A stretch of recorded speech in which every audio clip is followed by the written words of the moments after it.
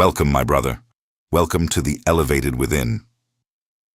Before we embark on the profound restructuring of your reality today, I ask you to do something simple but deeply symbolic. Like this video and subscribe to the channel.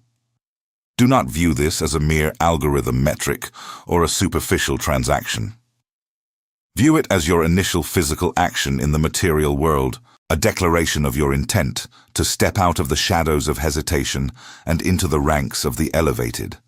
You are here because you are called to be here.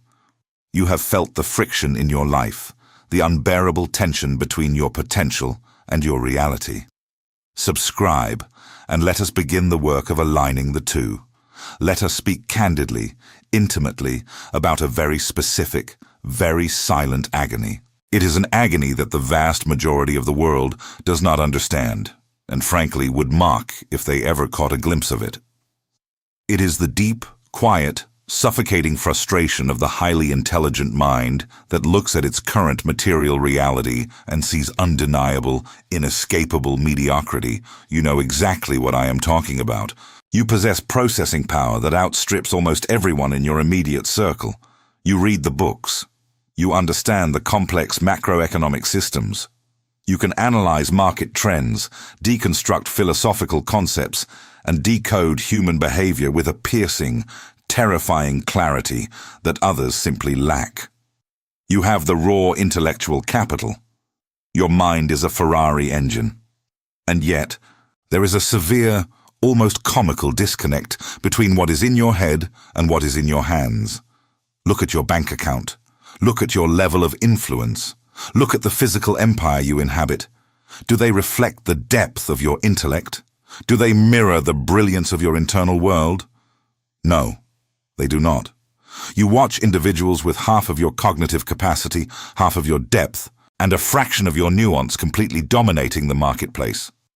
You watch them launch companies, scale revenues, command rooms, and build vast estates. They are the high earners. They are the high achievers. They are moving the world, bending reality to their will, while you're sitting in a room, overthinking your next move, paralyzed by the sheer volume of possibilities your brilliant mind can conjure. You are trapped in the labyrinth of your own intelligence. This ends today. It ends right now, in this very moment. Because the foundational premise upon which you have built your self-image, and consequently your life, is fundamentally flawed. You have been operating under a localized, limited, and tragically small view of who you are, and more importantly, who you work for. To shatter this invisible ceiling that has kept you contained, we must first shatter the cultural caricature of the ultimate authority. I want you to think about Jesus of Nazareth. But as I say that name, I need you to immediately, forcefully discard the stained glass imagery of a passive, weeping figure, meekly accepting defeat. Discard the medieval paintings of a fragile ascetic. That is a sanitized, domesticated version of the divine created over centuries to keep the masses docile and compliant. That is a theology of defeat. I need you to look at him through the lens of absolute reality, history, and the ultimate architecture of the universe. He is the Logos. In ancient philosophy, the Logos was the underlying reason, the divine logic, the unbreakable order and structure of all existence. He is the sovereign king, the ultimate, undisputed chief executive officer of reality itself. He did not come to merely dispense ethical advice. He came to execute a hostile takeover of a broken world. He conquered the ultimate, undefeated enemy of mankind, death itself, and inaugurated a kingdom that is not passively waiting in some ethereal cloud dimension. His kingdom is an active, expanding enterprise. It is aggressively taking territory in the hearts and minds of humanity, and it is designed to manifest in the physical world through order, creation, beauty, and massive value generation. The CEO of the cosmos does not run a non-profit charity dedicated to making people feel warm and fuzzy. He runs a kingdom. And a kingdom requires administration. A kingdom requires commerce, structure, infrastructure, innovation, and unwavering leadership. He is not looking for passive observers who simply sit in the pews, waiting for the end of days while the world burns. He is actively recruiting executives. He is assigning authority. And this is where your paradigm must permanently, violently shift. You are not a cosmic accident. Your high intelligence is not a random genetic mutation meant to make you a cynical, detached critic of the world. You are an appointed vice president of his earthly domain. Let that settle into the deepest recesses of your mind. Let it recalibrate your nervous system. You are a vice president. Your intellect, your specific talents, your unique ability to see patterns where others see chaos, your capacity to solve multidimensional problems, these are not your inherent virtues to boast about. They are not trophies to be kept on a shelf. They are the standard-issue corporate toolkit provided to you by the sovereign. He equipped you with this high-level cognitive machinery because he expects a high-level return on investment. He has assigned you a specific territory, your industry, your family, your community, your market segment, and he expects you to manage it, multiply its value, and bring divine order to its natural chaos. Yet, instead of stepping into this executive office, instead of taking the reins of your assigned territory, you are cowering in the break room. You are hiding. And you are doing so under the guise of the most insidious, sophisticated trap ever laid for the intelligent mind. Impostor Syndrome. You tell yourself that you are not ready. You feel like a fraud. You look at the high earners, the decisive leaders, the men who move markets, and you think, I don't belong there. I am faking it. If they really knew me, if they knew my internal doubts, my past failures, my secret anxieties, they would expose me. You wear this imposter syndrome like a badge of twisted honor. You mistake your hesitation for humility. You think that by playing small, by second-guessing yourself, by stepping back to let others lead, you are being noble and self-aware. I am here to tell you, as a brother who sees your true potential, as someone who demands the absolute best from you, that imposter syndrome is not humility. It is the absolute pinnacle of arrogance. Think about the sheer, breathtaking audacity of it. The sovereign king, the architect of the universe, the mind that engineered the physics of the stars and the biology of the human heart, has looked at the timeline of history. He has looked at the specific territory that needs conquering in this specific generation. He has equipped you with a brilliant mind, forged your character through your unique trials, and said, I appoint you. Go and build. Go and lead. And what is your response? You cross your arms, look back at the ultimate CEO, and say, actually, I think you made a mistake. I think your hiring process is flawed. I am not qualified. I need another degree. I need to read 10 more books. I need to feel completely fearless before I act. Do you see the profound disrespect in that posture? Do you see the cosmic insolence? Feeling like an imposter means you are entirely, obsessively focused on yourself. It means you are evaluating your readiness based entirely on your own fluctuating neurochemistry, your own past failures, and your own fragile self-perceived worth. You have made yourself the ultimate judge of your own capacity, superseding the judgment of the king. A true vice president does not rely on their own internal feelings of self-worth to lead. They rely entirely on the authority of the one who appointed them. Consider the military. When a 5-star general gives a young lieutenant a command to take a heavily fortified hill, the lieutenant does not sit in the muddy trench analyzing his childhood traumas. He does not pull out a journal and write about his fear of not being a real soldier, his personal feelings of inadequacy, his trembling hands, his racing heart. All of these are completely irrelevant to the mission at hand. He does not draw his authority, his courage, or his right to lead his men from his own internal emotional state. He draws his authority entirely from the stars on the general's shoulder. The general gave the order. Therefore, the lieutenant is qualified to execute it. Your situation in the marketplace of life is exactly identical. Your qualification is not your perfect track record. We are all flawed. Your qualification is not the absence of fear or anxiety. Courage is not the absence of fear. It is the judgment that something else is more important than fear. Your qualification is the absolute mandate of the king. He has assigned you. Therefore, by definition, you are qualified. Period. To continue indulging in the luxury of impostor syndrome is an act of insubordination. It is a stubborn refusal to pick up the heavy tools he has given you. When you step into a boardroom to negotiate a deal, when you launch a disruptive business, when you look a client in the eye and demand your true worth in the marketplace, you are not there to prove your own individual value. You are not there to stroke your own ego or validate your own existence. You are there as an emissary of the sovereign. You are there to execute his will, to build his order, and to aggressively multiply his resources in the material world. The highly intelligent mind is naturally, sometimes fatally, prone to deep, recursive self-analysis. You see all the variables, you see the macro and the micro. And because of this, you are acutely aware of your own microscopic flaws. You are painfully aware of how much you do not know.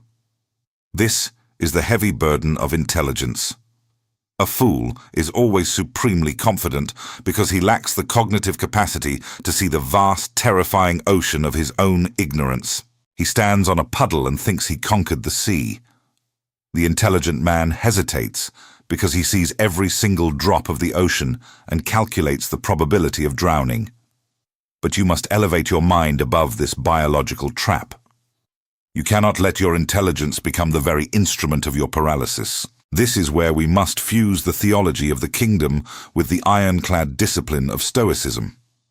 You must adopt a ruthless, stoic detachment from your own insecurities.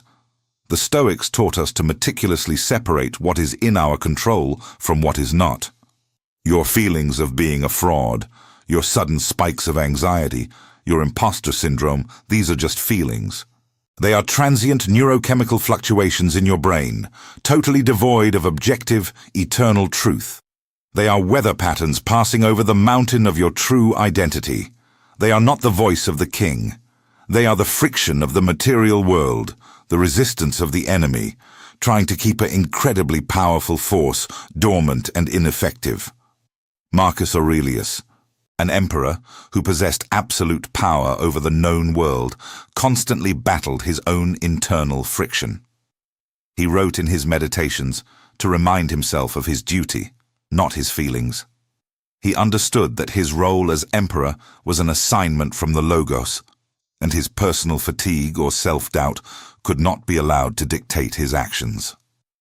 From this exact moment forward, the imposter within you is dead. We are not negotiating with it. We are not trying to soothe it. We are burying that weak, self-obsessed identity today.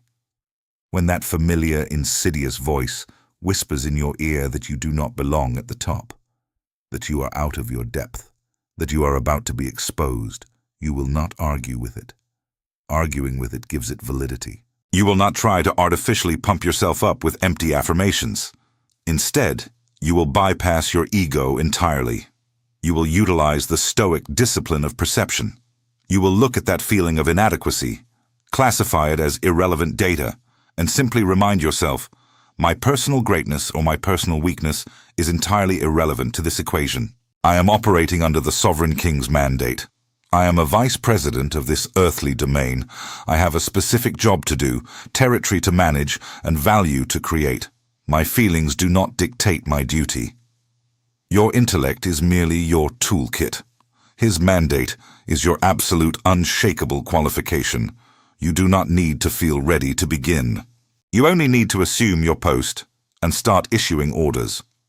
The world is desperately waiting for brilliant men to stop apologizing for their massive potential and start executing their assigned authority with extreme prejudice.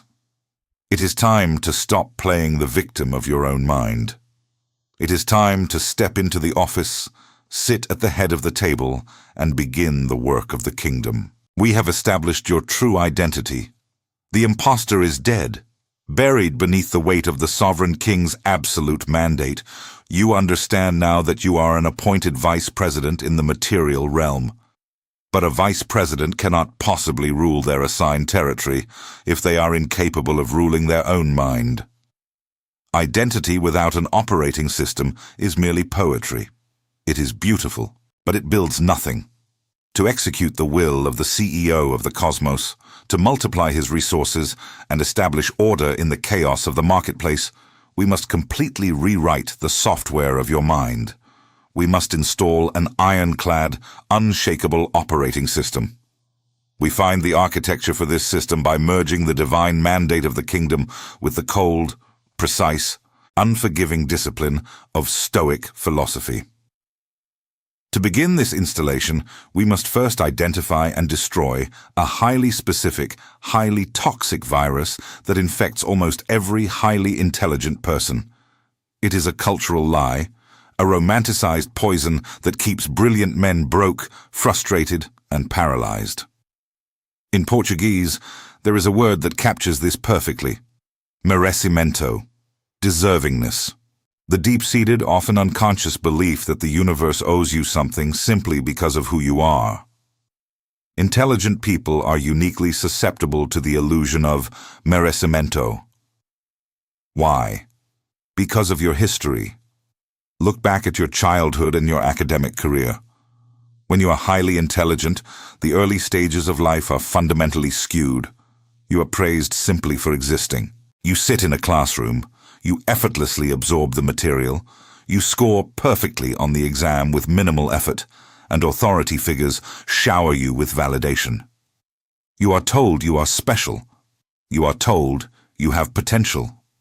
You are rewarded not for massive action or for producing tangible value in the real world, but for your passive capacity to process information. The system trains you to believe that your raw intellect is, in itself, a currency. Then, you graduate. You step out of the artificial terrarium of academia and into the brutal, beautiful, unforgiving wilderness of the free market. And suddenly, the rules change. But no one sent you the memo. You enter the marketplace holding your high IQ, your profound philosophical insights, and your inherent goodness, waiting for the world to hand you your reward. You wait for the high income. You wait for the respect. You wait for the influence. You wait for your merecimento to manifest. And you wait. And you wait. And nothing happens. Meanwhile, you watch a guy who barely passed high school, who has never read a complex book in his life, ruthlessly execute a simple business model and become a millionaire. You watch him command rooms and direct capital. And what is your reaction? Resentment. You sit in your room, armed with your genius, and you feel a bitter, toxic resentment because you believe the world is unfair. You think, I am smarter than him. I am a better person than him. I deserve that success more than he does. This is the great illusion. This is the virus. I need you to hear me, my brother, with absolute clarity. The marketplace does not care about your potential. The sovereign king does not reward your passive capacity. The universe owes you absolutely nothing for your intellect. Your intelligence is not a VIP ticket to the front of the line. It is merely a sharper axe given to you to chop down a thicker tree. Merit, true merecimento, is not a state of grace. It is not a magical aura you possess because you are smart or because you are a good person. Merit is the active, inevitable byproduct of duty. Merit is the exhaust pipe of ruthless execution. You do not deserve success because you are intelligent. You deserve what you have actively negotiated, built, and extracted from reality through disciplined action. To break free from this paralyzing entitlement, we must turn to the Stoics. Stoicism is not about suppressing your emotions or living a bleak, joyless existence. Stoicism is the ultimate mental framework for high achievers because it is the philosophy of extreme, radical ownership. The foundational pillar of Stoicism, taught by Epictetus, is the dichotomy of control. This is the understanding that the universe is divided into two strict categories: things you can control and things you cannot. A high-functioning vice president in the king's enterprise understands this dichotomy perfectly. Let us apply this to your life and your pursuit of wealth and influence. What is completely outside of your control? The macroeconomic climate, the fluctuating interest rates, the algorithm of a social media platform, the secret thoughts and opinions of your competitors, the fact that a global pandemic might disrupt supply chains, the fact that a client might wake up in a bad mood and reject your proposal. These are external variables. They belong to the sovereign. The king manages the macro. Trying to control the macro or tying your emotional stability to the macro is not just foolish, it is a trespass on the king's domain. It is above your pay grade. What happens when an intelligent person focuses on things outside their control? Their brilliant mind turns into a torture chamber. Your high processing power, instead of being used to build systems, is hijacked by anxiety. You start running millions of catastrophic simulations. What if the market crashes? What if they laugh at my idea? What if I fail publicly? What if this marketing campaign doesn't yield a 3x ROI? This is analysis paralysis. It is your intellect spinning its wheels in the mud of uncontrollable variables. It drains your energy, kills your momentum, and leaves you exhausted before you have even taken a single step. Now, what is entirely within your control? Your inputs, your strategy, your discipline, your virtue, your response to failure, the number of calls you make, the quality of the product you build, the hours you dedicate to mastering a high-income skill, the courage with which you present your offer to the marketplace. The Stoic VP draws a massive, impenetrable wall between the input and the outcome. You must become obsessively, violently dedicated to your inputs and utterly, coldly detached from the outcomes. Imagine you are a sniper. You control your breathing. You control your grip on the rifle. You control your calculation of the wind speed and the distance. You control the precise moment you pull the trigger. That is your duty. That is your input. But the microsecond the bullet leaves the barrel, it is out of your control. A sudden, unpredictable gust of wind could push it off course. The target could unexpectedly trip and fall. If you miss, a fool throws his rifle in the dirt, curses the wind, and quits, believing he doesn't deserve to be a sniper. The Stoic sniper calmly exhales, acknowledges the miss without emotional attachment, adjusts his calculation for the new wind speed, chambers another round, and fires again. This is how you must operate in the marketplace. You build the best product your intellect can design. You market it with ruthless aggression. You put in the 80-hour weeks when necessary.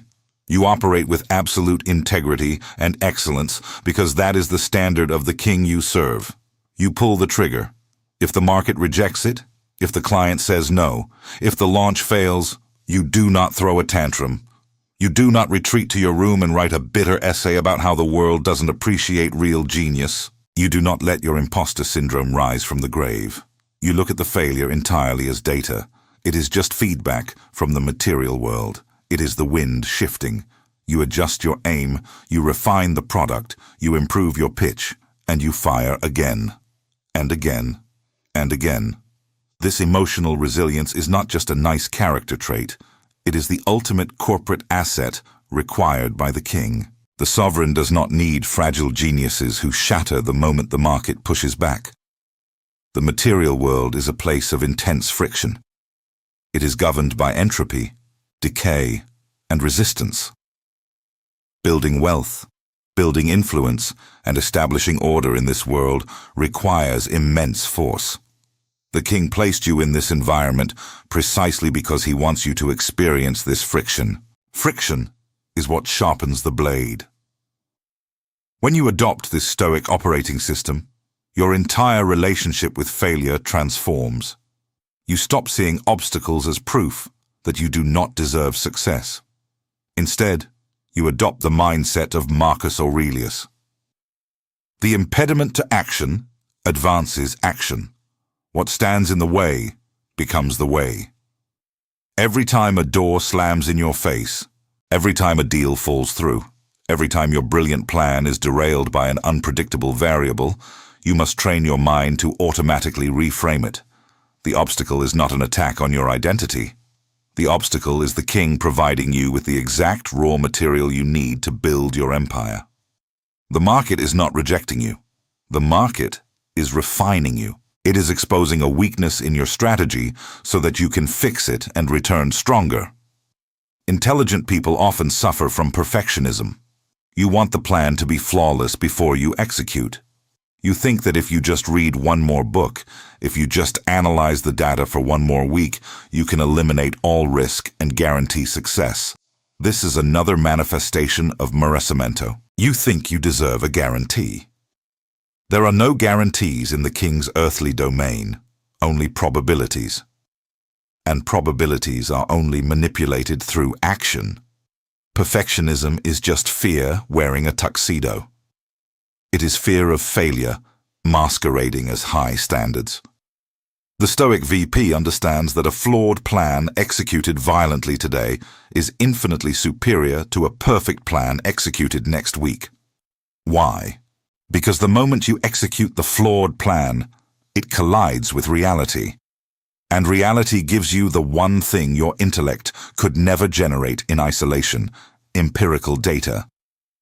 You learn more from 3 days of messy, aggressive execution in the marketplace than you do from 3 years of solitary theorizing in a library. You must stop trying to solve the equation of success in your head. You must solve it in the field. This requires a profound letting go of your ego. The intelligent ego wants to look smart at all times. The intelligent ego hates making mistakes in public. But the king does not care about your ego. He cares about your output. You must be willing to look like a fool in the short term to become a master in the long term. You must be willing to launch the imperfect product. You must be willing to make the awkward sales call. You must be willing to publish the video, write the article, start the business, even when every fiber of your overanalyzing brain is screaming that it isn't ready. Do you know what happens when you finally kill the illusion of merecimento? Do you know what happens when you fully embrace the Stoic dichotomy of control?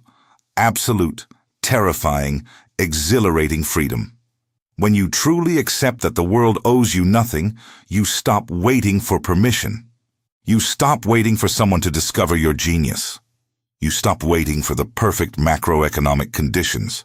You realize that if you want a kingdom, you have to pick up a sword and carve it out of the wilderness yourself. And when you truly accept that you only control your inputs, the anxiety evaporates. You wake up in the morning, and the crushing weight of the world's expectations is gone. You do not worry about the economy.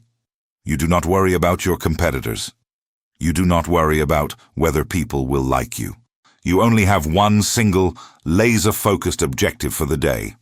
Am I executing my duty to the highest possible standard? Am I managing my assigned territory with virtue, discipline, and relentless force? If the answer is yes, you can sleep with the profound serenity of a man who has done his job. If the market rewards you with millions of dollars that day, you accept it without arrogance, recognizing it as capital to be redeployed for the king. If the market hands you a brutal defeat that day, you accept it without despair, recognizing it as a lesson assigned by the sovereign to sharpen your strategy. You become untouchable. You become an unstoppable force of nature because your motivation is no longer tied to external validation. Your motivation is entirely internal. It is rooted in your identity as an appointed VP and your commitment to Stoic execution. This is the state of mind required for high achievement. This is the mental architecture of a high earner. Wealth is not drawn to needy, anxious, entitled geniuses who think the world owes them a living. Wealth is drawn to calm, decisive, relentless operators who provide massive value regardless of the conditions. Wealth is a byproduct of order, and you cannot bring order to the marketplace if your own mind is in chaos. You must view your intelligence not as a crown, but as a muscle. And right now, that muscle is atrophied because you have been using it to lift imaginary weights in your own head. You have been using your massive cognitive power to build complex castles in the air, imagining scenarios, predicting outcomes, and feeding your own anxiety.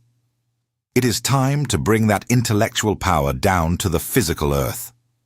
It is time to harness it, attach it to a plow, and force it to tear up the dirt. When you feel the familiar creep of over-analysis, you must have a mental trigger to snap you back to reality. You must say to yourself, "Stop. What is my input right now? What is the single next physical action I can take in the material world to move the needle?" And then you execute that action without hesitation. You discipline your perception to see only the work in front of you. The Stoics had a practice called premeditatio malorum, the premeditation of evils. Instead of blindly hoping for the best, the Stoic visualizes the worst-case scenario. Why? Not to become depressed, but to conquer fear. If you are afraid of launching a business because you might go broke, the Stoic says, "Okay, visualize going broke. Visualize losing the money. Visualize moving back into a small apartment. Is it fatal? No. Will you still have your mind? Yes. Will you still have your mandate from the king? Yes. Then what are you actually afraid of?"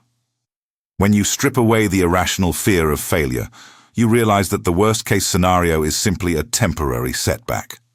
It is a return to a baseline from which you can immediately start building again. This realization destroys the paralyzing power of fear. It liberates your intellect to take massive, calculated risks.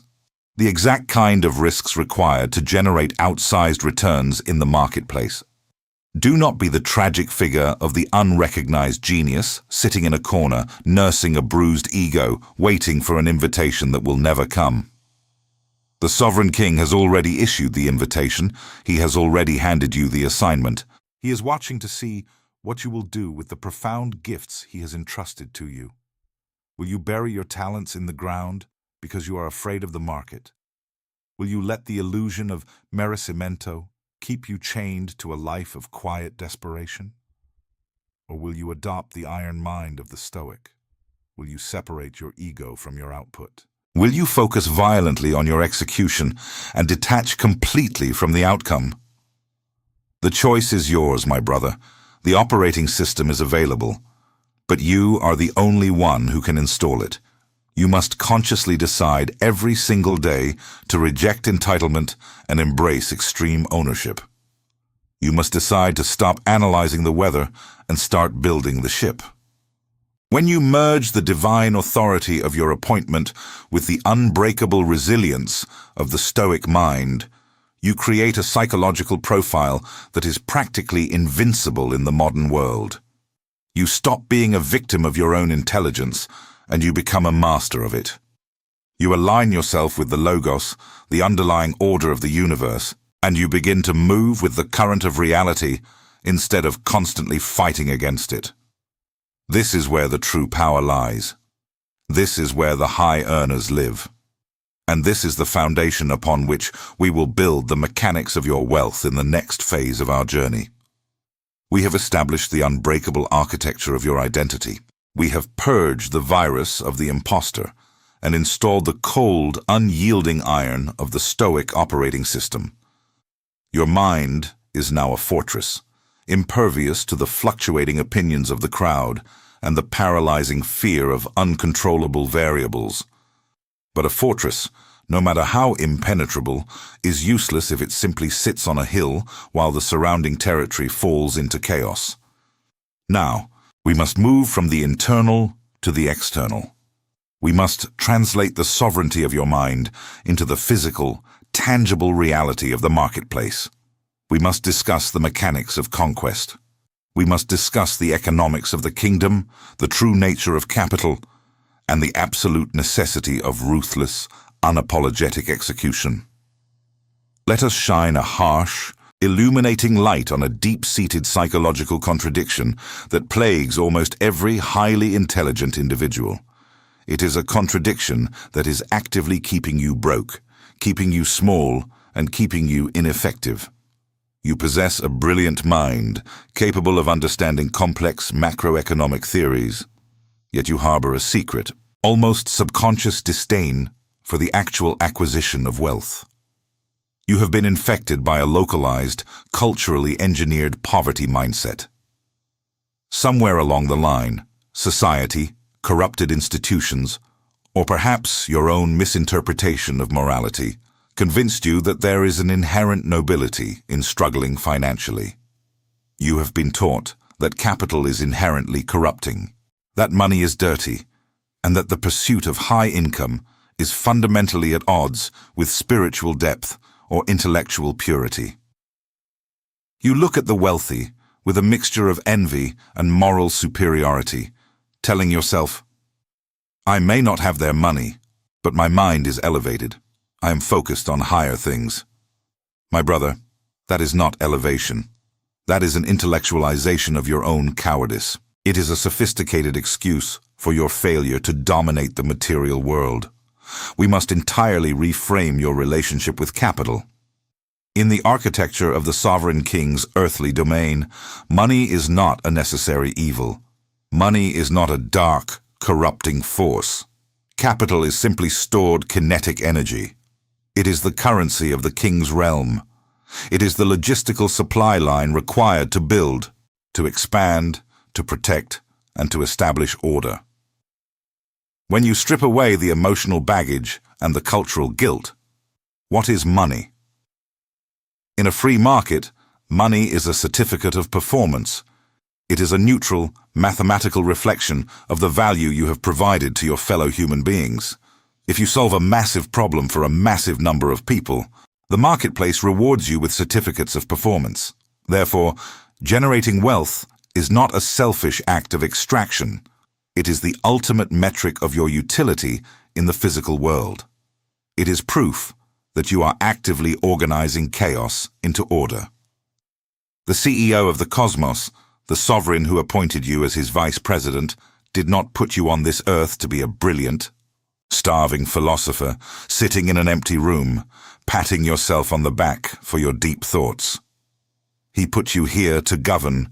He put you here to manage his resources. And you cannot manage resources if you refuse to acquire them. Think about the sheer irresponsibility of a vice president who actively avoids revenue. Imagine a corporate executive who tells the board of directors, "I decided not to close that multi-million-dollar deal because I want to remain humble. I want to focus on the purity of the company's ideas rather than our market share." That executive would be fired immediately. Not because he is evil, but because he is useless. He has fundamentally misunderstood his mandate. Your mandate is to multiply. It is the oldest, most foundational directive given to humanity. Be fruitful, multiply, fill the earth, and subdue it. This is not just a biological command. It is an economic and structural command. You are commanded to take the raw materials of this world, time, energy, intellect, and capital, and multiply them. When you operate from a place of financial scarcity, your capacity to execute the king's will is severely restricted.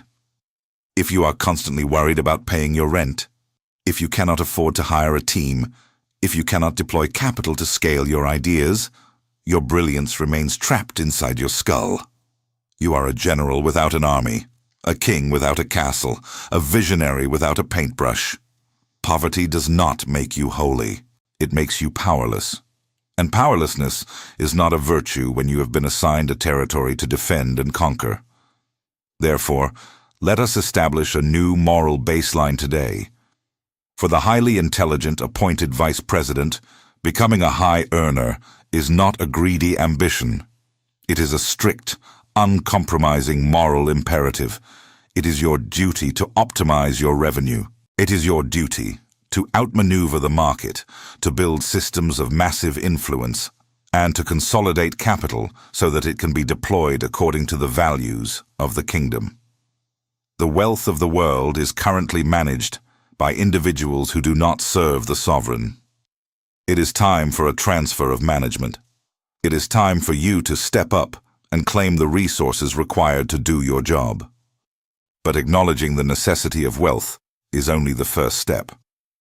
The monumental barrier that stands between the intelligent mind and high achievement is not usually a lack of desire. It is a fatal flaw in the mechanism of action. It is the curse of analysis paralysis. Intelligence, if not strictly disciplined by stoic action, becomes a self-sabotaging weapon. Because your processor is so fast, because you can see 10 steps ahead, you also see all the potential pitfalls, all the variables that could go wrong, and all the ways you could fail. You look at a business opportunity, and instead of taking the first step, you build a massive, complex mental simulation of the entire 5-year trajectory. You research the competitors, you study the tax implications, you endlessly refine the branding, and you try to anticipate every single objection the market might have. You call this planning. You call this being strategic. I call it hiding. You are using your massive intellect as a shield against the brutal, unforgiving reality of the marketplace. You are terrified of launching, because the moment you launch, your idea is no longer a perfect, pristine theory in your mind. It becomes a tangible thing in the physical world, and the physical world might reject it. The impostor syndrome, which we buried in the previous phase, tries to claw its way back to the surface, whispering, "If it isn't perfect, they will know you are a fraud." Perfectionism is the ultimate camouflage for cowardice. It sounds noble to say, "I have extremely high standards. I cannot release this until it is flawless." But it is a lie. You are not protecting your standards. You are protecting your ego. You are protecting your fragile self-image from the sting of empirical feedback. In the economy of the kingdom, perfectionism is an active rebellion against the sovereign. Why? Because while you are polishing your perfect plan in the shadows, time is passing. The territory is remaining unconquered. The resources are sitting idle. You are acting like the servant who took the gold entrusted to him by his master and buried it in the dirt because he was afraid of losing it. He overanalyzed the risk. He sought safety over multiplication, and when the master returned, the servant was not praised for his caution. He was cast out for his wicked, unprofitable laziness. The sovereign king does not demand a flawless spreadsheet. He demands a return on investment. He demands action. This brings us to the core operational doctrine of the elevated high achiever: ruthless execution. You must sear this principle into your mind. A flawed, ugly, chaotic plan executed violently today is infinitely superior to a flawless, beautifully crafted plan executed next week. Notice the word I use, violently. I do not mean physical violence. I mean kinetic, unapologetic, overwhelming force applied to the material world. You must attack the marketplace with a sense of extreme urgency. You must shatter the inertia of your own overthinking through massive physical action. When you sit at your desk and the thought crosses your mind to make a sales call, the intelligent brain immediately starts formulating reasons to delay. Maybe it's a bad time. Let me research their company for another hour. Let me rewrite the script. The Stoic VP does not allow that mental simulation to run. The moment the thought of the required action arises, you violently execute. You pick up the phone and you dial. Before your fear can articulate a sentence, the phone is already ringing. When you have an idea for a product, you do not spend 6 months building the perfect prototype in secret. You build the absolute minimum viable iteration of that product in a weekend, and you violently shove it into the marketplace on Monday. Why is this ruthless, rapid execution so critical?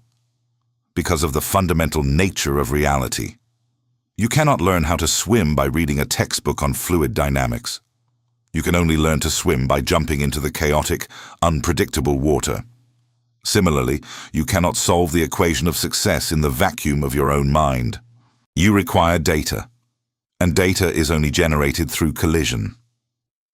When you execute a flawed plan today, it immediately collides with the market. And the market, functioning as a neutral, unemotional mechanism of truth, gives you instantaneous feedback. The customer says no.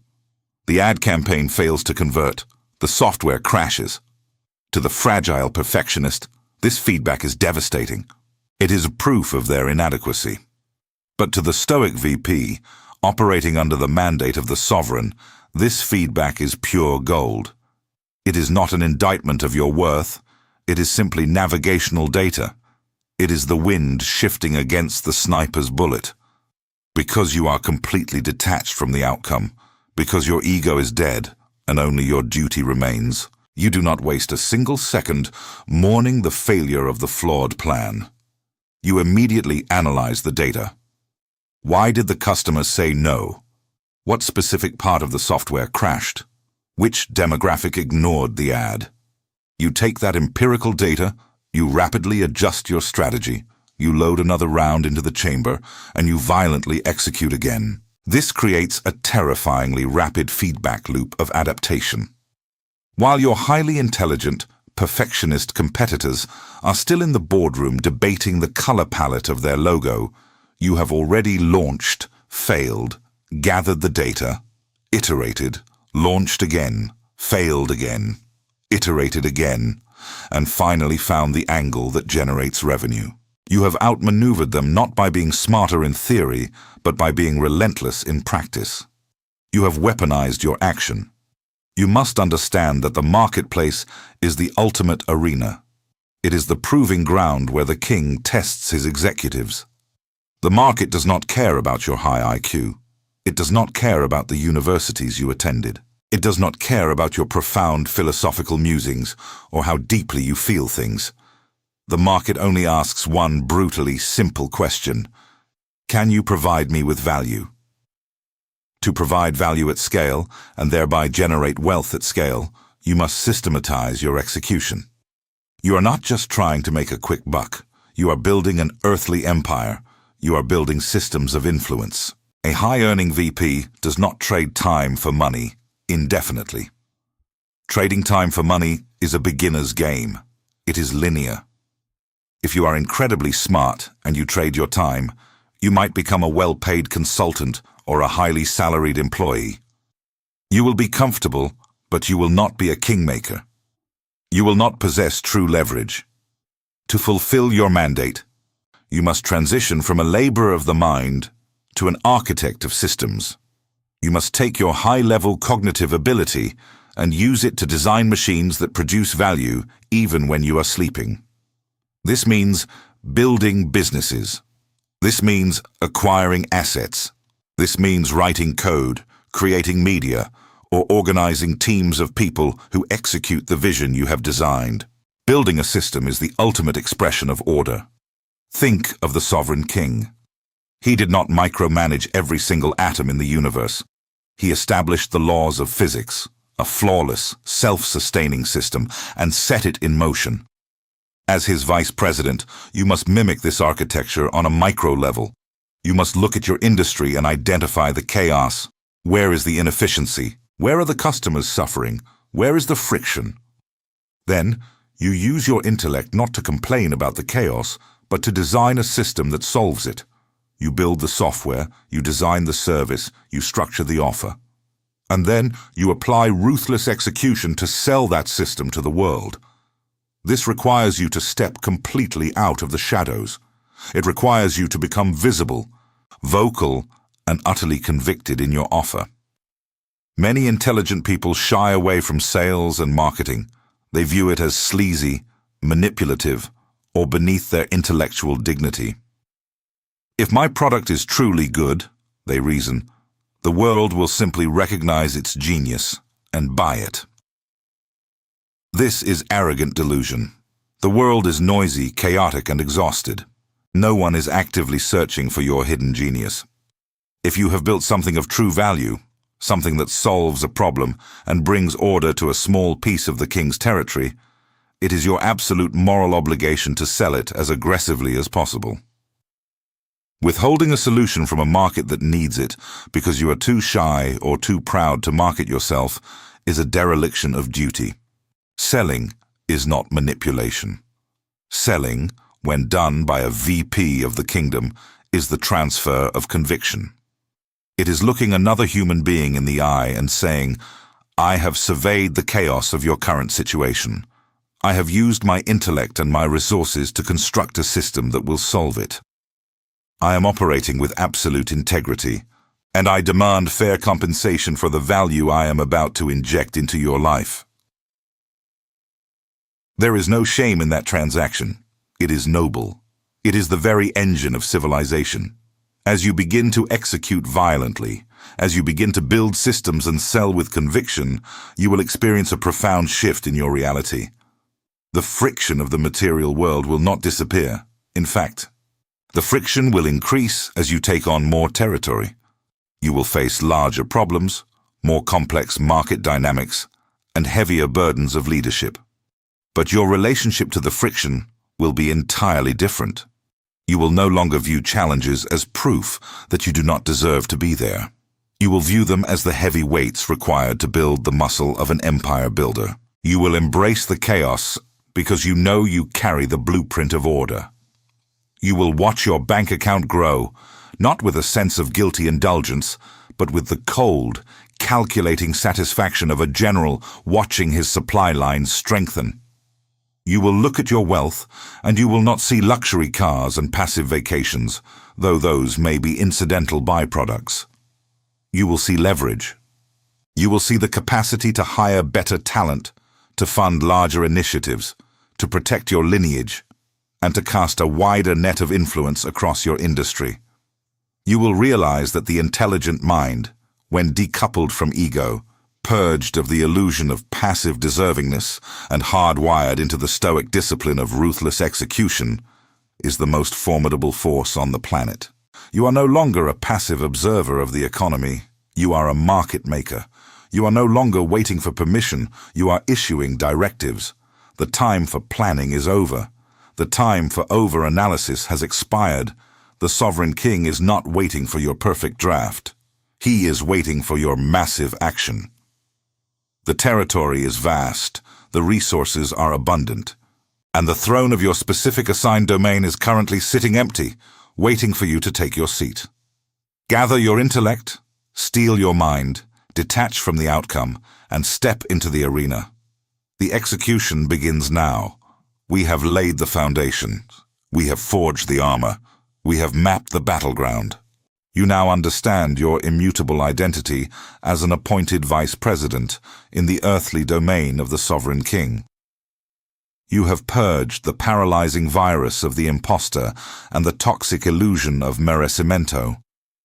You have embraced the cold, unyielding iron of the stoic operating system, detaching your fragile ego from the outcomes of the chaotic world. You have accepted the moral imperative to acquire capital, build systems, and execute violently upon the material plane.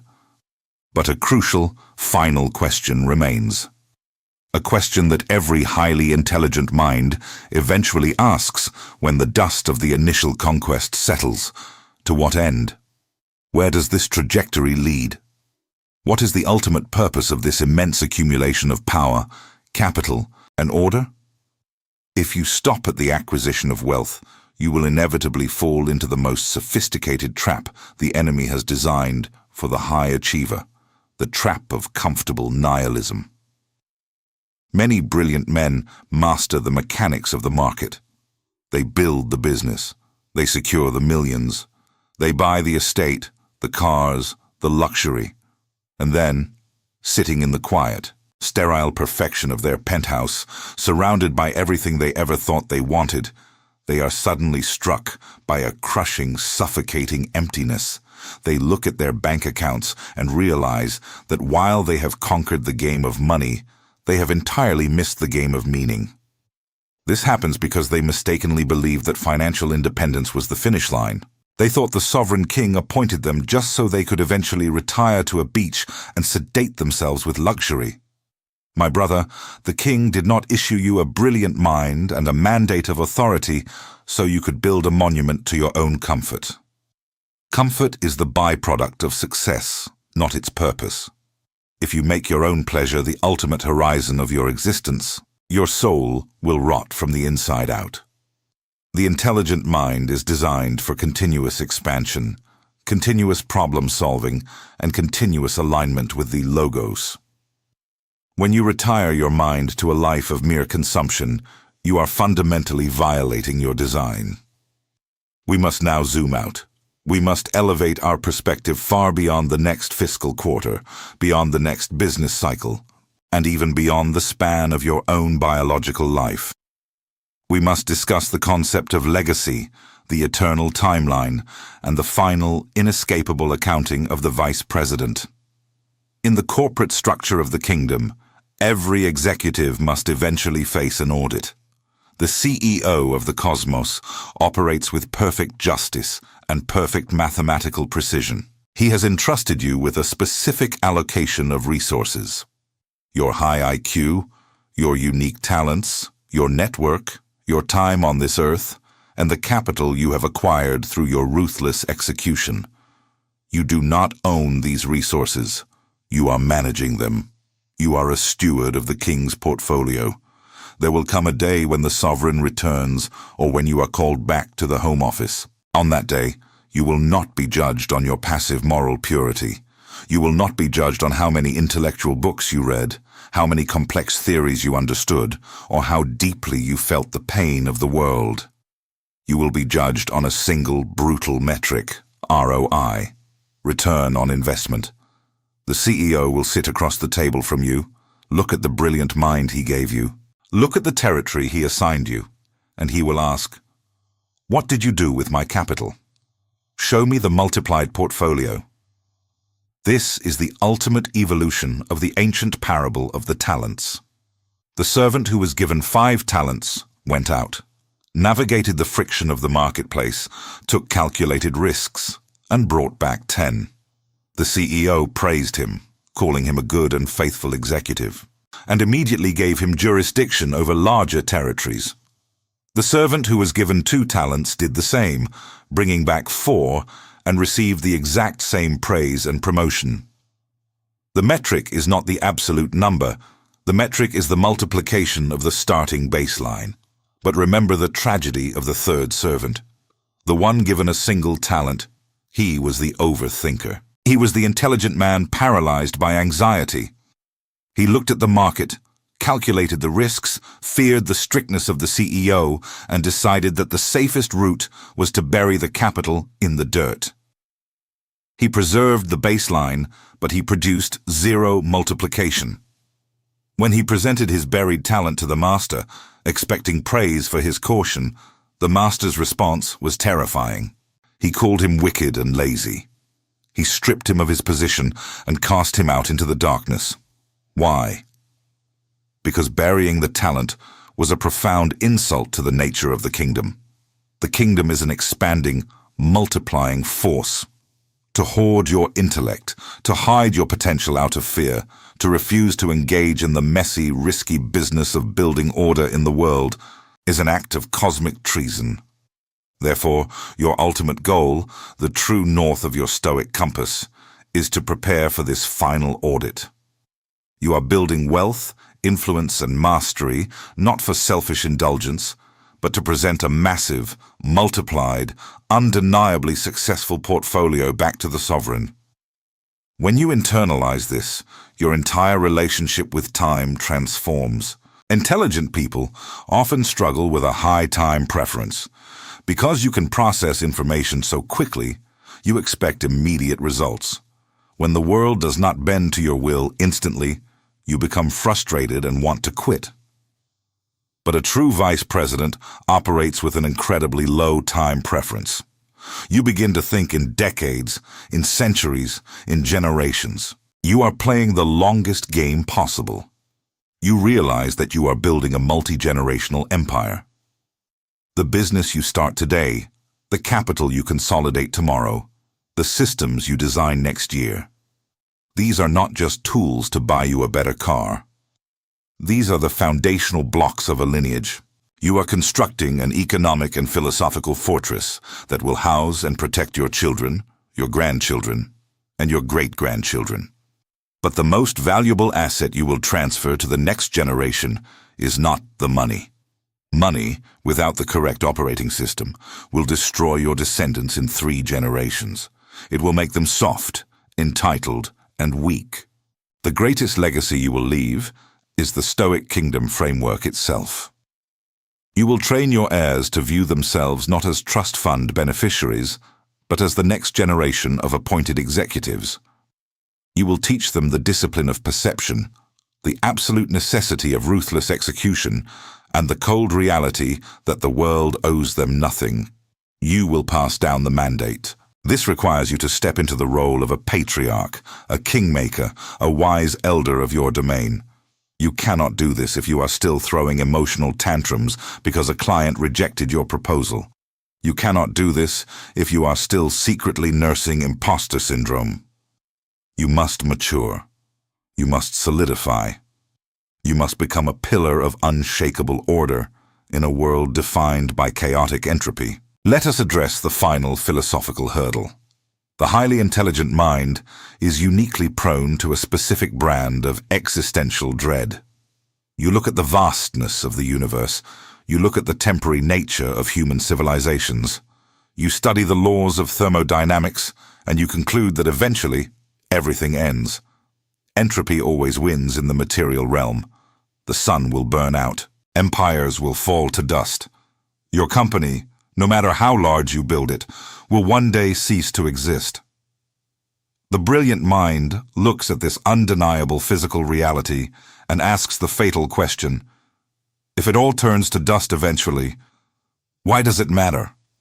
Why should I put myself through the agony of building, the stress of leading, and the risk of failing if none of it is permanent? This is the voice of the enemy. This is the ultimate rationalization for cowardice. The antidote to this high IQ nihilism is found in the very nature of the sovereign king. Yes, the material world is subject to entropy. Yes, the physical structures you build will eventually decay. But the logos, the divine order, the reason, the underlying truth of your actions, is eternal. When you build a business with absolute integrity, when you solve a complex problem for humanity, when you lead a team with justice and courage, you are not just shifting money around a temporary chessboard. You are taking the raw, chaotic material of a broken world and forcing it to align with the divine order of the kingdom. You are manifesting the character of the CEO in the physical realm. The physical building might fall, but the act of building it was eternal. The money might eventually lose its value, but the discipline, the virtue, and the courage required to acquire it are permanently recorded in the ledger of the cosmos. You are participating in the grand cosmic rebellion against chaos. Every time you choose execution over overthinking, every time you choose courage over comfort, every time you choose to take responsibility for your assigned territory, you are striking a blow against the darkness. This is why your material success matters. It is not about the permanence of the gold. It is about the permanence of the obedience. It is about proving that you can be trusted with the small things, the money, the businesses, the earthly influence, so that in the ultimate reality, the sovereign can trust you with the management of true, eternal systems. He who is faithful in a very little is faithful also in much. When this truth finally locks into place in your mind, the last remnants of your anxiety will evaporate.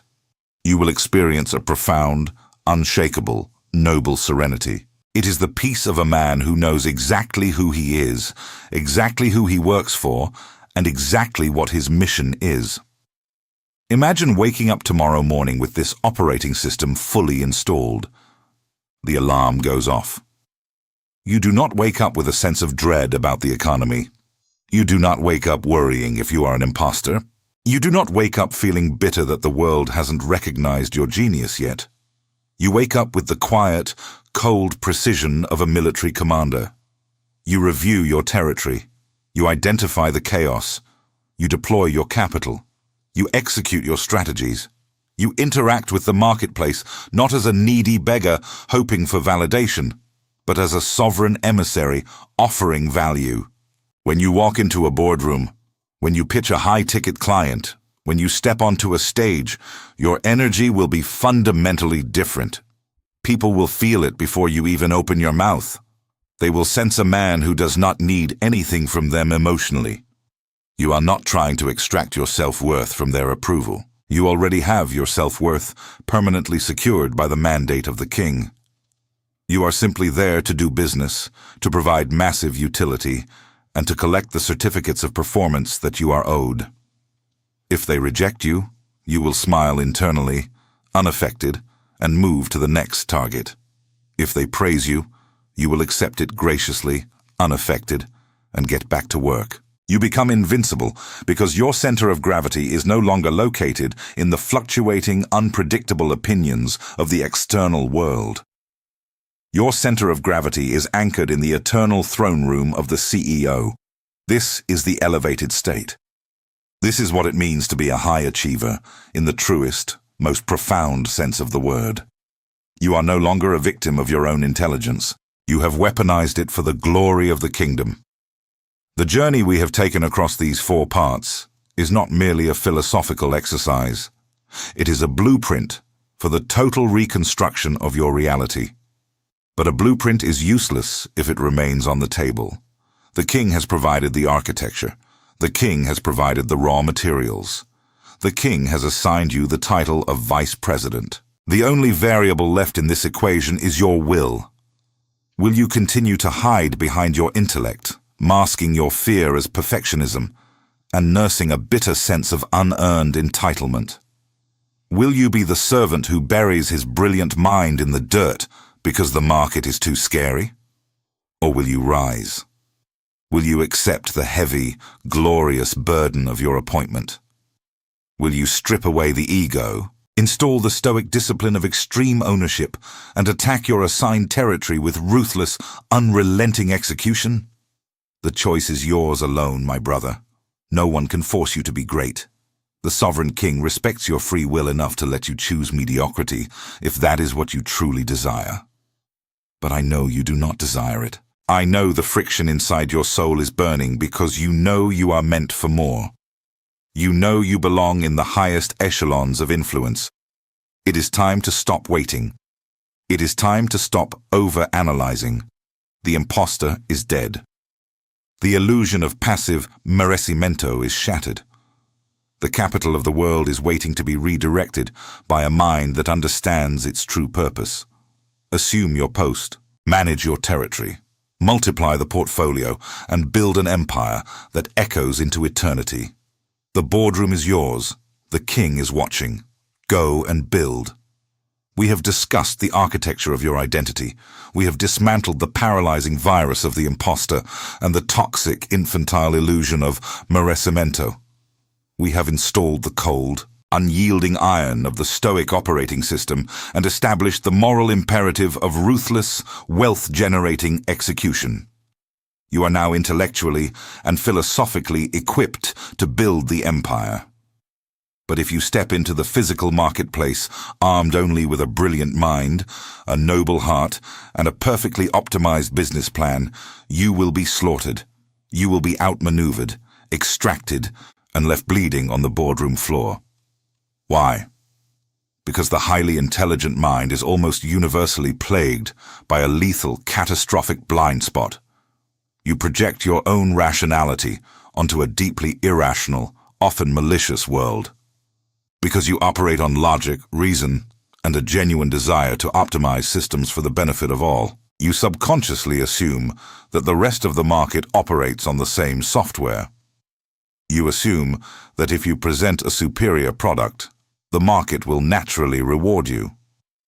You assume that if you sign a contract with a handshake and clear terms, The other party will honor it because it is the logical, honorable thing to do. You treat the brutal, chaotic arena of the free market like an academic debate club, where the best argument wins and everyone shakes hands at the end. This is a dangerous, arrogant naivety. It is another subtle manifestation of your ego. You are assuming the world is a sterile laboratory designed to respond perfectly to your intellect. It is not. To execute your mandate as a vice president of the sovereign king, you must adopt a devastatingly accurate, unsentimental view of the territory you have been assigned to conquer. The earthly domain is currently contested territory. It is occupied by chaos. It is populated by individuals who do not serve the Logos, who care nothing for divine order, and who view your brilliant mind not as an asset to be partnered with, but as a resource to be exploited. In the high-stakes environments of capital accumulation, in the boardrooms, the venture capital meetings, the competitive negotiations, you will not just be dealing with rational actors. You will be dealing with the dark triad of human psychology, narcissists, Machiavellians, and corporate sociopaths. These individuals do not possess your profound intellectual depth, nor do they possess your philosophical burden of purpose. But they possess something that routinely defeats the naive genius: a ruthless, predatory focus on extraction, completely unburdened by empathy or ethical constraint. If you do not understand how these predators operate, they will use your own virtues against you. They will weaponize your sense of fairness. They will use your desire for harmony to force you into bad compromises. They will steal your intellectual property while you are busy trying to perfect it. The sovereign king, the ultimate CEO, was not a fragile idealist sitting in an ivory tower. He was a master tactician who intimately understood the corrupted nature of the material world. He did not send his executives into the field with a mandate to be passive victims. He gave a specific, terrifyingly precise operational directive for dealing with the marketplace. I am sending you out like sheep among wolves. Therefore, be as shrewd as snakes and as innocent as doves. I want you to analyze that directive with the full power of your intellect.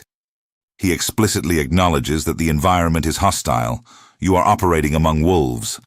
The solution is not to become a wolf. That would mean abandoning your mandate and corrupting your soul. But the solution is also emphatically not to act like a stupid, defenseless sheep. The solution is a psychological paradox that only the most elite operators ever master. You must possess the shrewdness of the serpent and the innocence of the dove. What does it mean for a vice president to be a serpent in the marketplace? It means you strip away your intellectual naivety. It means you study power dynamics with the same intense focus you use to study macroeconomic theory. You learn to read the subtext of the boardroom. You learn to spot the manipulative tactics of the sociopath. You anticipate the betrayal before the ink on the contract is even dry. The serpent does not strike out of malice, but the serpent is exquisitely aware of its environment. It feels the vibrations in the ground. It knows exactly where the threats are located. When you sit across the negotiation table, you do not just listen to the words being spoken. You analyze the incentives. You ask yourself, what is the worst possible way this individual could exploit this agreement? Where is my exposure? How can I structure this deal so that it is mathematically impossible for them to betray me without destroying themselves? This is not paranoia. This is the Stoic discipline of premeditatio malorum, applied to human relationships.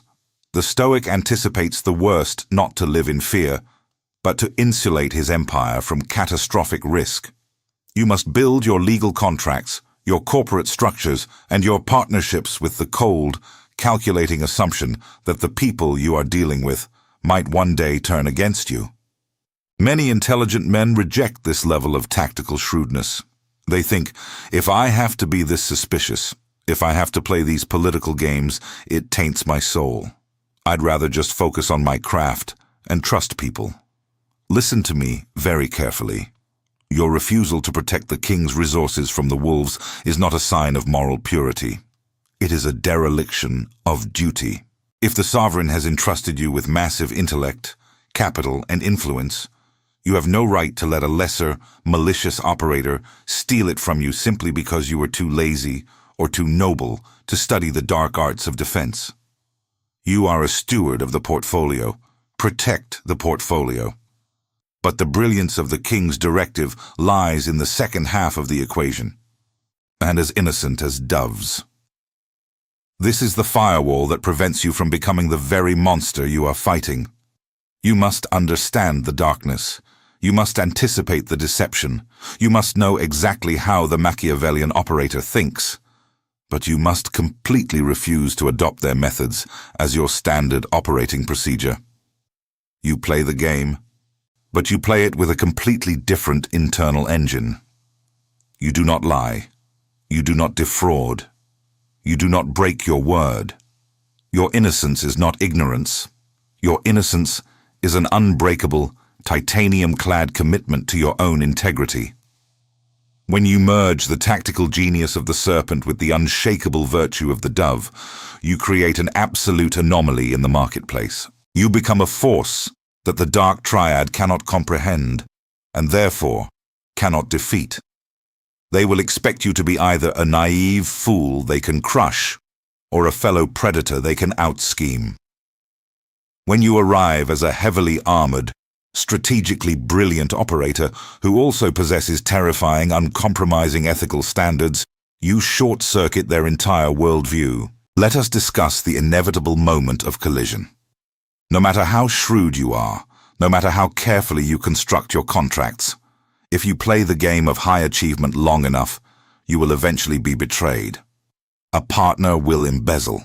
A trusted lieutenant will leave and steal your clients. A massive client will break an agreement and try to tie you up in expensive litigation to bleed you out. How does the highly intelligent mind typically react to this trauma? If you are still infected with merecimiento, your reaction will be catastrophic. Your ego will shatter. You will fall into a bitter, endless loop of, why me? You will obsess over the injustice of it. You will cry out, I was a good person. I operated with integrity. I didn't deserve this. You will let the betrayal consume your mental bandwidth, destroying your focus, your sleep, and your capacity to execute. You will let the wolf dictate your emotional state. This is exactly what the enemy wants. They want your brilliant processor to overheat, spinning its wheels in the mud of resentment. Now, observe the reaction of the Stoic vice president. The Stoic VP feels the sting of betrayal, acknowledges the loss of capital, and immediately deploys the dichotomy of control. A man devoid of virtue has acted without virtue. Why am I surprised? The Stoic asks himself. Does a dog bark? Does a snake bite? Does a thief steal? Yes, it is in their nature. The flaw is not in the universe. The flaw was in my risk assessment. I allowed a wolf into the sheepfold. There is no emotional breakdown. There is no crisis of faith. There is only cold, precise, administrative execution. The betrayal is immediately reclassified not as a tragedy, but as an expensive data point. You detach your ego entirely from the situation. You do not seek petty, emotional revenge, because revenge is an action driven by an inflated ego that feels it has been disrespected. The VP of the cosmos does not care about personal disrespect. He only cares about restoring order and protecting the king's assets. Therefore, you hand the situation over to your legal team to execute the countermeasures you pre-built into the contract. You sever the relationship with surgical precision. You document the lessons learned. You patch the vulnerability in your corporate armor, and you immediately redirect your massive intellectual horsepower back to the primary mission of building your empire. You refuse to give the betrayer one single ounce of your cognitive energy beyond what is strictly necessary for the legal or strategic response. Your mind is the most valuable real estate in your empire. You do not let squatters live there. This level of emotional discipline is a superpower that borders on the supernatural. When your competitors and your enemies see that their treachery failed to break your spirit, failed to halt your execution, and failed to drag you down into the mud with them, they will be terrified. They will realize they are dealing with an immovable object. Furthermore, you must recognize that your unshakable integrity is not just a moral obligation to the king. It is, ironically, your most devastating competitive advantage in the long game of wealth creation. The sociopathic operators, the wolves, always win in the short term. They can artificially inflate their numbers. They can lie on a pitch deck. They can extract massive value quickly by burning bridges. But their business model is fundamentally unsustainable. They leave a trail of destruction, lawsuits, and ruined reputations. Eventually, the market adjusts. The immune system of the free market identifies them as a virus and isolates them. They run out of victims. The Stoic VP is playing a multi-generational game. You are building a legacy that will echo into eternity. In a chaotic, low-trust world, a man who consistently delivers massive value, who honors his word even when it costs him money, and who operates with serene, transparent power, becomes a magnet for capital. The true apex predators of the market, the billionaires, the titans of industry, the men who actually move the levers of the world, are constantly searching for one thing: operators they can trust. They have all the money in the world. What they lack is human capital that possesses both high-level processing power and unbreakable virtue. When you demonstrate over years of violent execution that you are the serpent and the dove, that you are brilliant enough to navigate the complexities of their world, but grounded enough in the Logos to never betray them, they will hand you the keys to the kingdom. They will give you the funding. They will give you the partnerships. They will funnel their massive resources through your systems because you represent the safest, most reliable ROI in a world of chaotic actors. Your integrity compounds like interest. Every time you refuse to take the sleazy shortcut, every time you honor a difficult contract, every time you handle a betrayal with stoic grace, you are depositing gold into the ultimate vault of your reputation. Over time, that reputation becomes a force multiplier for your intelligence. You will not even have to sell anymore. The market will come to you, begging you to take their capital, because you are the rare executive who actually brings the order of the sovereign into the chaos of the material world. This is the ultimate mastery of the environment. You do not flee from the darkness of the corporate world, retreating to your books and your theories. You step directly into the center of the boardroom, fully aware of the wolves circling the table. But you do not fear them. You know that their power is an illusion, a temporary glitch in the system built on deceit and short-term extraction. Your power is rooted in the underlying architecture of reality itself. You are aligned with the Logos. You draw your authority from the sovereign CEO. You process setbacks with the cold iron of stoic detachment. You execute with the ruthless, unapologetic force of a man who knows he is building an eternal portfolio. You will be attacked. You will be misunderstood. Your motives will be questioned by those who cannot fathom a man driven by duty rather than mere appetite. The friction will be immense. But as a high-functioning intellect submitted to the will of the king, you consume that friction for fuel. Every obstacle is an opportunity to prove the superiority of your operating system. Every treacherous competitor is a sparring partner assigned to sharpen your tactical awareness. Every market downturn is a winter designed to kill off the weak, entitled businesses, leaving more territory for your empire to conquer when the spring arrives. Do not lament the brutality of the arena. Embrace it. The sovereign did not appoint you to manage a peaceful garden. He appointed you to bring order to a war zone. The high intelligence you possess is the exact weapon required for this specific battlefield. Calibrate your mind. Harden your heart against the emotional fluctuations of the crowd. Refuse the poison of self-pity. adopt the penetrating gaze of the serpent and the uncorrupted core of the dove. The territory is hostile, but the victory is mathematically guaranteed for the executive who refuses to quit and refuses to compromise.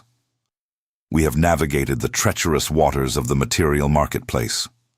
We have armored your mind with the cold iron of the Stoic operating system, permanently burying the paralyzing virus of the impostor and shattering the infantile illusion of merecimento. We have established the moral, uncompromising imperative of ruthless execution, and we have calibrated your psychological defenses to operate with the shrewdness of the serpent and the unblemished integrity of the dove. You now possess the complete architecture of a high-earning, high-achieving vice president in the earthly domain of the sovereign king. But as we reach the summit of this philosophical and practical framework, we must cast our gaze toward the ultimate horizon.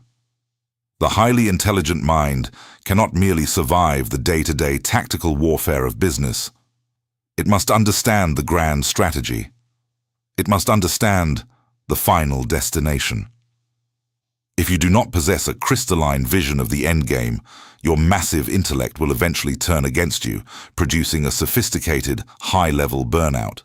We must now discuss the final phase of your earthly assignment, the architecture of your legacy, the stoic embrace of your own mortality, and the ultimate inescapable accounting before the CEO of the cosmos. Look at the trajectory of the standard high achiever in the secular world. The man who builds purely for his own ego. He works with manic intensity. He acquires the capital. He builds the corporate structures. He crushes his competitors. He attains the penthouse, the estates, the fleets of vehicles, and the societal applause. But as the years advance, and his biological clock inevitably slows down, a creeping, terrifying shadow enters his periphery. It is the shadow of impermanence. He looks at his vast empire and realizes, with the piercing clarity of a man out of time, that he cannot take a single coin with him. He realizes that his legacy is merely a collection of physical assets that will eventually be squandered by entitled heirs or swallowed by market entropy.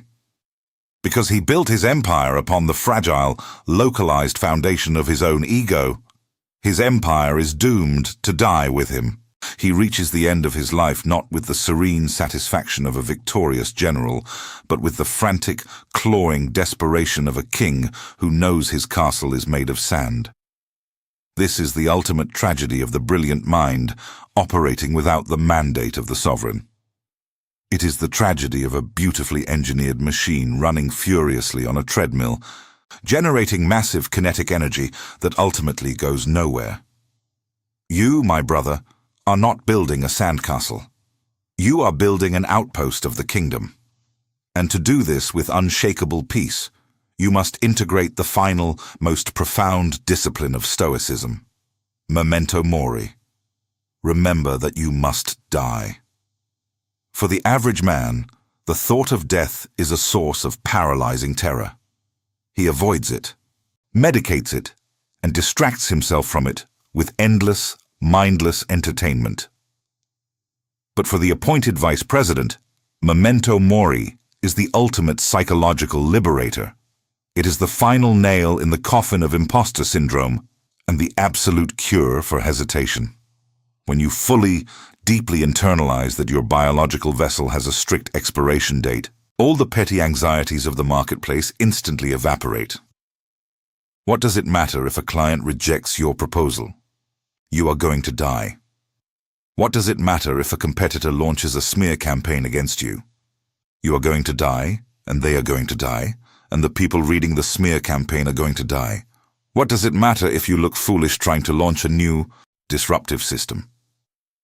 The very concept of looking foolish is a temporary, biological illusion that will be erased by the march of time. The Stoic does not meditate on death to become a nihilist. He meditates on death to establish absolute, undeniable clarity of priority. Death is the ultimate deadline provided by the sovereign king, and a high-level executive does not fear deadlines. He uses them to force ruthless, prioritized execution. You have a finite number of heartbeats assigned to you in this material realm. Every day you spend overanalyzing. Every week you spend paralyzed by the fear of failure. Every month you spend mourning a lost deal or a betrayal is a theft of the king's time. You are embezzling the most precious capital you have been given. When you embrace memento mori, you stop playing games. You stop waiting for the perfect moment because you realize the perfect moment is a myth designed by cowards. You realize that today is the only guaranteed territory you have been given. Therefore, you must extract every single ounce of value from it. You must launch the business today. You must make the high-stakes call today. You must impose order on your assigned domain today with extreme prejudice, because tomorrow your mandate may be recalled. This profound awareness of your own mortality radically alters the definition of your legacy. For the VP of the kingdom, legacy is not about putting your name in gold letters on the side of a skyscraper. It is not about ensuring that historians remember how brilliant you were. Those are the desires of a fragile ego. Your legacy is the permanent encoding of the logos into the material world. It is the creation of self-sustaining systems of value, order, and virtue that continue to execute the king's will long after your physical body has returned to dust. Think about the systems you are building right now. Are you merely creating a cash flow machine to fund your lifestyle, or are you architecting an institution? An institution operates on a set of core principles that outlive its founder.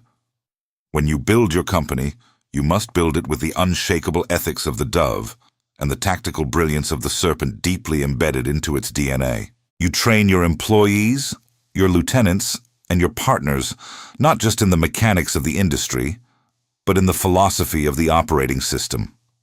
You teach them the dichotomy of control. You teach them the absolute necessity of ruthless execution. You teach them that the company does not exist merely to extract capital, but to bring divine order to a chaotic market segment. You are not just a CEO, you are a patriarch. You are a philosopher king within your specific assigned domain. The most critical aspect of this generational transfer is, of course, your own bloodline. The wealth you accumulate is highly dangerous if it is not accompanied by the operating system. We see this play out constantly in the secular world. The first generation builds the wealth through brutal execution. The second generation maintains the wealth through education. The third generation, soft and entitled, destroys the wealth through indulgence. If you accumulate millions of dollars and hand it to a child who is infected with merecimiento, who believes the world owes him a living because of his last name, you have not left a legacy. You have left a curse. You have funded their destruction. Therefore, your ultimate executive duty is to raise the next generation of vice presidents. You must subject your heirs to the friction of the real world. You must purposefully deny them the unearned comforts that your wealth could easily provide. You must forge their minds in the furnace of stoic discipline. You must teach them that their inheritance is not a bank account, but a terrifyingly heavy mandate of responsibility.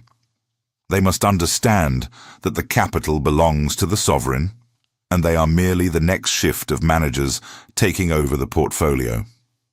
When you build a system like this, a system of capital, philosophy, and disciplined human operators that spans multiple generations, you have achieved true earthly mastery. You have cheated death. The enemy, entropy, will eventually claim your body, but it cannot claim the order you have established. Your physical presence will fade, but the shockwaves of your ruthless execution will continue to organize the chaos of the world for centuries. But even this multi-generational earthly legacy is not the final horizon. The earth itself is a temporary proving ground. It is the training facility. The ultimate reality is the final boardroom meeting. We must strip away the mythological, sanitized imagery of the afterlife and view it through the rigorous structural lens of the kingdom. There will come a definitive moment when the timeline of this current reality is closed. The sovereign king, the architect of the universe, the Logos himself, will call his executives in for the final audit. This is the moment that should govern every single decision you make from today forward. Imagine that boardroom. Imagine standing before the ultimate intelligence, the mind that conceptualized the physics of the stars and the intricacies of the human genome. You will not be able to hide behind clever rhetoric. You will not be able to deploy a PR team to spin your failures. Your intellect, stripped of all earthly pretense, will be laid bare before the absolute truth. He will open the ledger of your life. He will look at the massive processing power he assigned to your brain. He will look at the specific opportunities, the specific capital, and the specific territory he entrusted to you. If you lived your life infected by the imposter, if you cowered in the shadows because you were afraid of the wolves, if you buried your talent in the dirt of overanalysis and perfectionism, that moment will be a tragedy of cosmic proportions. To look into the eyes of the king and admit that you refused to use his gifts because you were too obsessed with your own ego, your own fears, and your own comfort, is the ultimate definition of hell for the intelligent mind. It is the agonizing realization of infinitely wasted potential. But you, my brother, are not walking that path. You have been elevated. Imagine standing in that boardroom after a lifetime of ruthless execution. Your ledger is not perfect. The Stoic knows perfection is impossible, but it is covered in the blood, sweat, and dirt of the arena. It shows a man who took the capital, multiplied it, lost some in battle, adapted, fought back, built massive systems of order, and left the territory infinitely better than he found it. You stand there, a battle-scarred vice president. You have been betrayed by the wolves, but you never lost your innocence.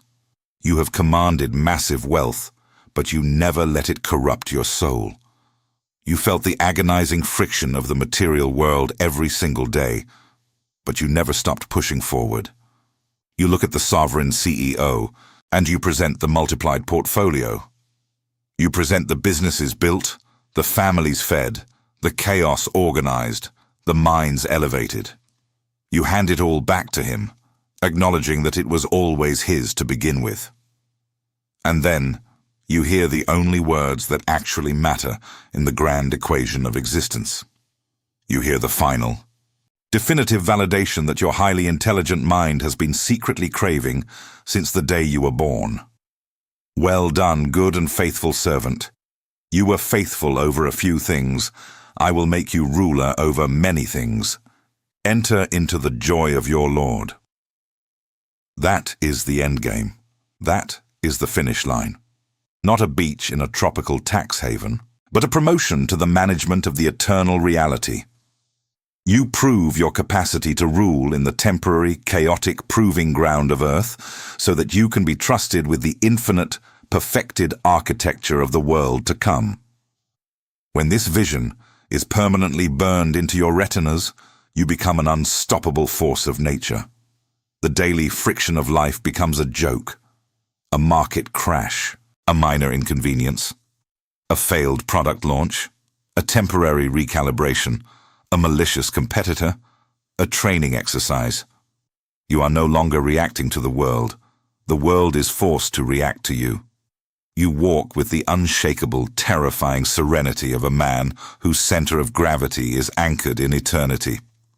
You do not need the world's permission, you do not need its applause, and you certainly do not fear its rejection. You are an emissary of the sovereign, executing a hostile takeover of the darkness, armed with lethal intellect and unbreakable virtue. As we conclude this comprehensive restructuring of your reality, I want to bring you back down from the cosmic horizon to the brutal, beautiful reality of the present moment. Tomorrow morning, the sun will rise, your alarm will sound, and the material world will be waiting to test exactly how much of this operating system you have truly internalized. The old habits will try to resurface. The imposter will whisper from the grave. The illusion of merecimento, will try to convince you that you should hit the snooze button because you deserve more rest. The anxiety of uncontrollable variables will try to paralyze your execution.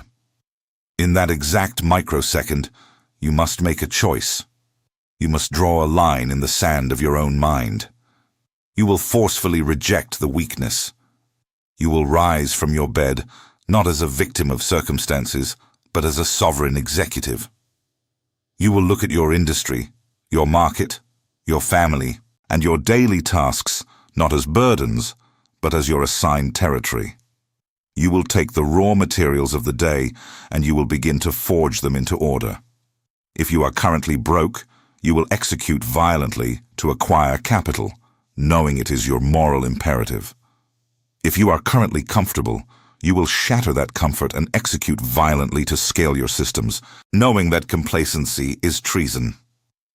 If you are currently wealthy, you will execute violently to deploy that capital for the expansion of the kingdom, knowing that you are merely a steward preparing for the final audit. There are no more excuses. The architecture is complete. The mandate is clear. Your intellect is a weapon. Unsheath it. Your life is a brief, violent flash of kinetic energy. Direct it with purpose. The world is starved for true leadership. It is suffocating under the weight of mediocre men who possess neither the shrewdness of the serpent nor the purity of the dove. It is desperately waiting for the highly intelligent to stop hiding in their books and start taking the throne of their respective domains. The sovereign king has spoken. The vice presidency is yours. The boardroom is waiting. If this transmission has shattered your old paradigms and awakened the sleeping giant of your potential, if you are ready to permanently adopt this operating system and build a legacy that echoes into eternity, then I demand that you formalize this commitment in the physical realm right now. Like this video, subscribe to this channel. Share this message with another brilliant mind that is currently drowning in the trap of analysis paralysis. Do not consume this passively. Act. It has been an honor to forge this armor with you, my brother. The time for theory has officially ended. The era of your ruthless execution begins right now. Assume your post, command your territory, and never ever surrender the mandate of the king. Farewell.